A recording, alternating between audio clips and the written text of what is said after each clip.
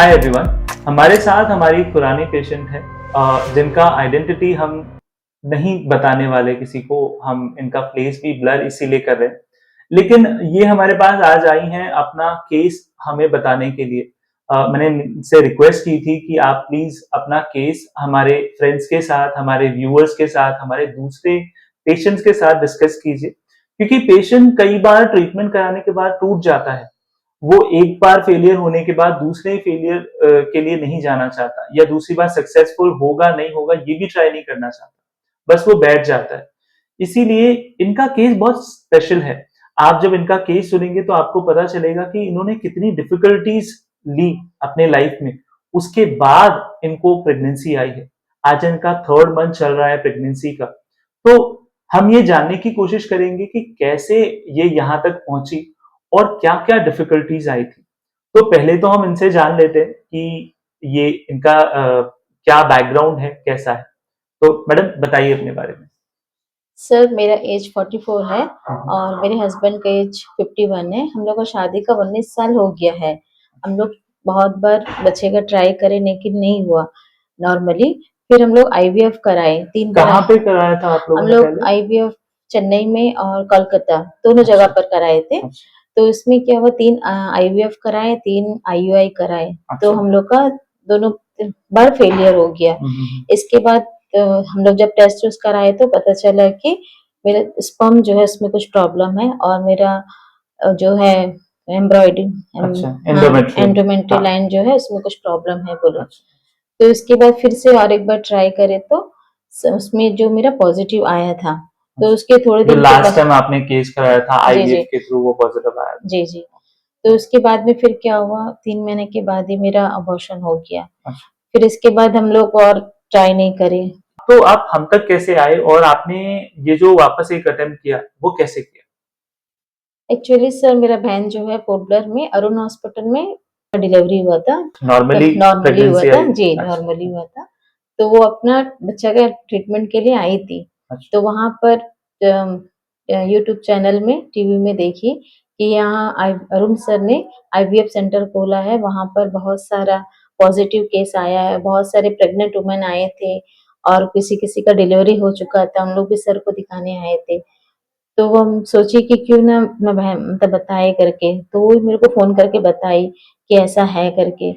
तो मेरे को जब फ़ोन करी तो फिर हम बोला नहीं इतना हम लोग करा चुके हैं, क्या करने करके। हुँ, लेकिन जब देखे फिर बाद में इसके बाद में मेरी बहन ने फिर और एक बार कॉल करा। उन्हें बताया कि इस यूट्यूब चैनल में इस तरह आता है, तुम एक बार देख लो। देखने के बाद उसमें जो नंबर दिया उसमें कॉल करके देखो करके बोली। हुँ, हुँ। तो फिर मैंने ठीक है करके एक बार हस्बैंड से बात करी तो बोले ठीक है एक बार देखते हैं।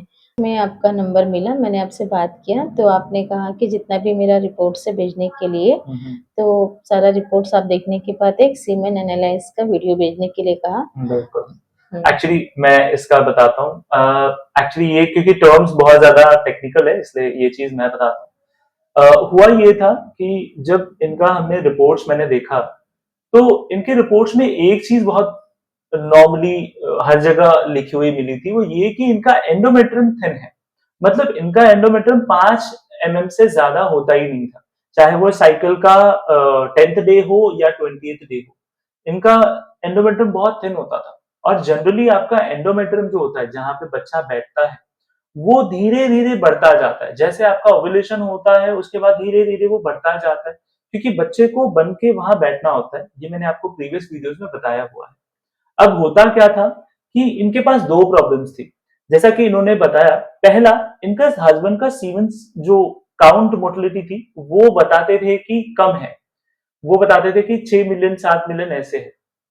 और दूसरा कहते थे कि एंडोमेट्रियम का जो लेवल है, थिकनेस है, वो कम है। इसलिए मैंने पर्पसली इनके जब रिपोर्ट सारे देखे तो बहुत ही ज़्यादा अलग-अलग रिपोर्ट्स थे। अगर मैं कोलकाता का रिपोर्ट देख रहा हूँ, वो कुछ और कह रहा है। चेन्नई के रिपोर्ट्स या दूसरे-दूसरे सेंटर में जो इन्होंने कराया है, आईयूआई, आईवीएफ, सारे रिपोर्ट्स मैच ही नहीं करते थे। इसीलिए मैंने पर्पसली इनको कहा कि आप एक सीमन टेस्ट कराइए और उस टेस्ट का या तो मुझे लाइव दिखा दीजिए वीडियो कॉल पे, या फिर आप उसका एक वीडियो बना लीजिए और वो मुझे सेंड कीजिए।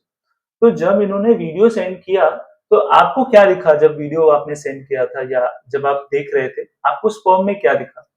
सर एक्चुअली स्पर्म में तो हम इसमें दिखाता है कि भागता वाला, लेकिन इसमें भागता वाला कुछ दिखाई नहीं आप दिया वाले सर, में कुछ भी नहीं था। कुछ भी नहीं था। अच्छा, ओके। तो मैं ये चीज़ बताना चाहूँगा आपको, ये जो स्पर्म एक भी भागते हुए नहीं दिख रहे थे, कोई ट्विचिंग नहीं दिख रहा था, इसको कहते हैं नेक्रोज़ूस्पर्मिया। मैंने एक वीडियो में ये कवर किया है।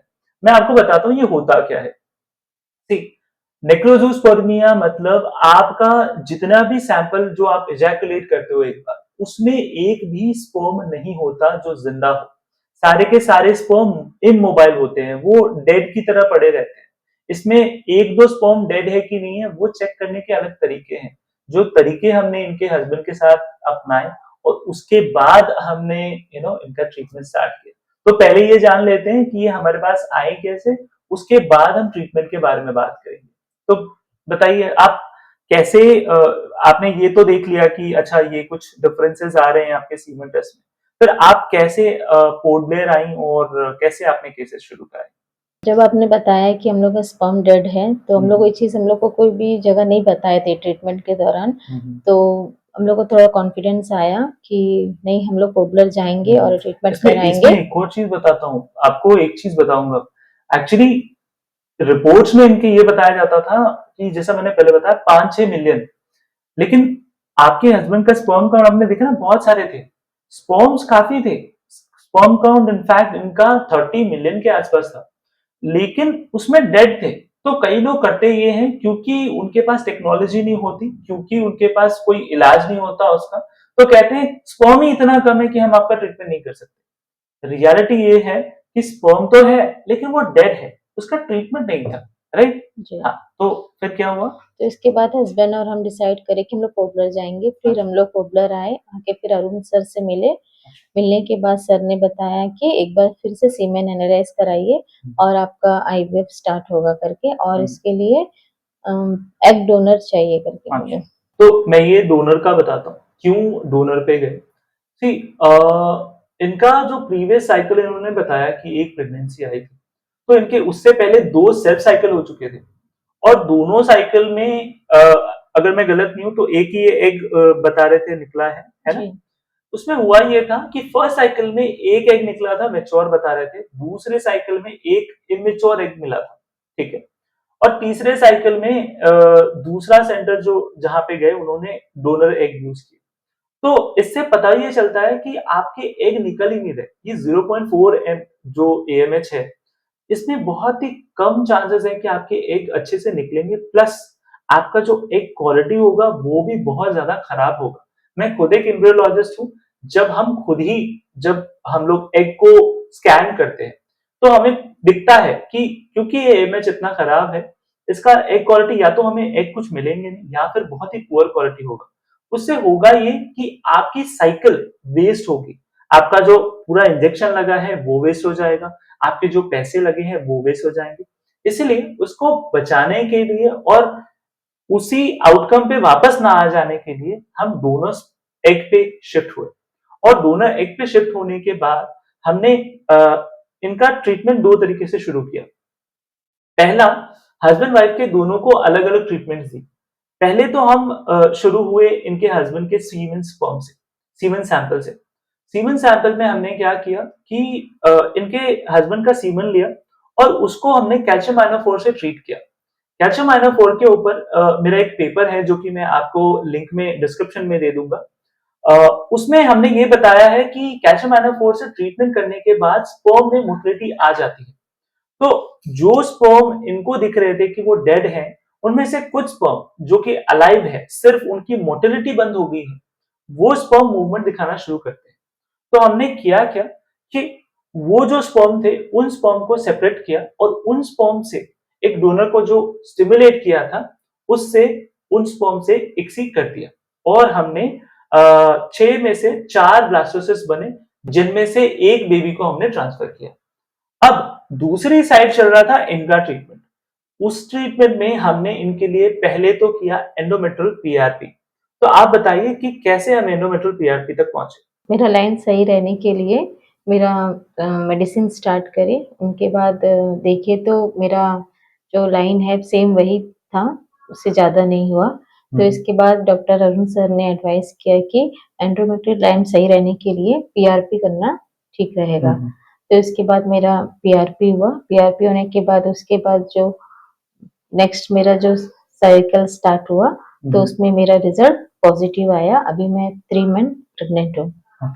मैं इसका एक टेक्निकल चीजें बताता हूँ उसमें।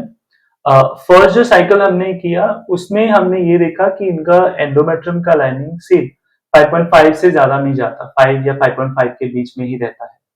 तो हमने सारे मेडिसिन दे चुके थे।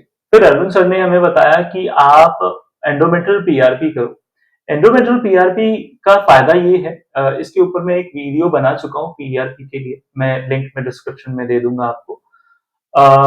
इसमें होता ये है कि एंडोमेट्रियम जब ना बन रहा हो तो आप ही के कुछ ब्लड निकालते हैं हम, 8 से 10 ml निकालते हैं और उसको स्पिन करते हैं, राइट। स्पिन करने के बाद जो उसमें प्लेटलेट बनते हैं, प्लेटलेट रिच प्लाज्मा, पीआरपी, इसको हम वापस से आपके एंडोमेट्रियम में डालते हैं। एटलीस्ट 2 बार डालते हैं हम लोग, हमारी प्रैक्टिस है कि 2 बार डालना होता है। और इसको जब हम 2 बार आपके एंडोमेट्रियम में डालते हैं तो वो अपना काम करना शुरू करता है और उससे आपका जो ब्लड फ्लो है आपके एंडोमेट्रियम में वो बढ़ जाता है, क्योंकि ये जो प्लेटलेट है इसमें बहुत सारे ग्रोथ फैक्टर्स होते हैं। वो ग्रोथ फैक्टर्स आपके जो बच्चे के लिए जरूरी ब्लड सप्लाई है उसको ले आते हैं, इसीलिए हम एंडोमेट्रियल पीआरपी करते हैं।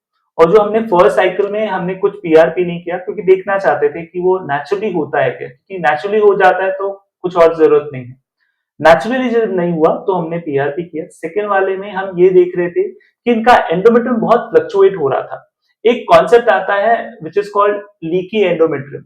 यहाँ पे क्या होता है, आपका एंडोमेट्रियम बनेगा और फिर थोड़ा सा कम हो जाएगा, फिर थोड़ा बनेगा फिर कम हो जाएगा। ये इसलिए होता है कि आपका जो बॉडी का खुद का जो प्रोजेस्टेरॉन लेवल्स है वो सपोर्टिव नहीं रहते, वो ऊपर नीचे होते रहते। इसको स्टेबलाइज करना जरूरी था, इसलिए हमने फर्स्ट सेकंड साइकिल में बस देखते रहे कि ये ठीक है कि नहीं। और जब थर्ड साइकिल में वो बहुत ज्यादा स्टेबलाइज हो गया तब जाके हमने एक बेबी डाला इनको। रीजन ये था कि इनका जो एंडोमेट्रियम है वो मैक्स जो हमारे पास गया वो 7 mm तक गया, और 7 mm का जो एंडोमेट्रियम है वो फिर भी कंपैरेटिवली थिन होता है। इसीलिए एक ही बेबी डाला ताकि जो न्यूट्रिएंट्स हैं इनके पेट में, क्योंकि इनकी एज ज्यादा हो चुकी है लेकिन एंडोमेट्रियम नहीं बन रहा, तो एंडोमेट्रियम ज्यादा सपोर्ट नहीं करेगा, 2 बच्चों को सपोर्ट नहीं करेगा या 3 बच्चों को सपोर्ट नहीं करेगा। इसलिए जानबूझ के हमने एक बच्चा ही डाला। जनरली 2 बच्चे डालने चाहिए थे इस केस में, लेकिन क्योंकि एंडोमेट्रियम थिन था एक ही बेबी डाला और उसकी प्रेगनेंसी आ गई। और अभी हमारे पास हमारी हेल्दी प्रेगनेंसी के साथ हमारी पेशेंट है। तो आई होप आप सबको ये इंटरव्यू अच्छा लगा होगा। हमारे और भी पेशेंट हैं जो ऐसे इंटरव्यूज देना चाहते हैं। अगर उनका केस बहुत ज्यादा यूनिक हुआ तो हम आपके लिए ऐसे और इंटरव्यूज लाएंगे। तो थैंक यू सो मच यहाँ पे आने के लिए और आपका ये इंटरव्यू देने के लिए, क्योंकि बहुत सारे लोगों को ऐसे इंटरव्यूज की बहुत जरूरत होती है। Thank you so much sir, क्योंकि हम लोग बहुत उम्मीद छोड़ दिए थे और हम लोग का एज भी हो गया था, लेकिन आप लोगों के द्वारा मेरा प्रेगनेंसी फिर से आ गया है। और मैं चाहती हूँ कि और भी व्यूवर्स जो यूट्यूब चैनल के द्वारा देख के मेरी तरह जो निराश हो गए हैं उन लोग अपना ट्रीटमेंट एक बार आके एक बार मौका दे अपने आप को कि आगे बढ़ सके और उन लोग को भी प्रेगनेंसी आ सके। Thank you so much sir. Okay, thank you so much.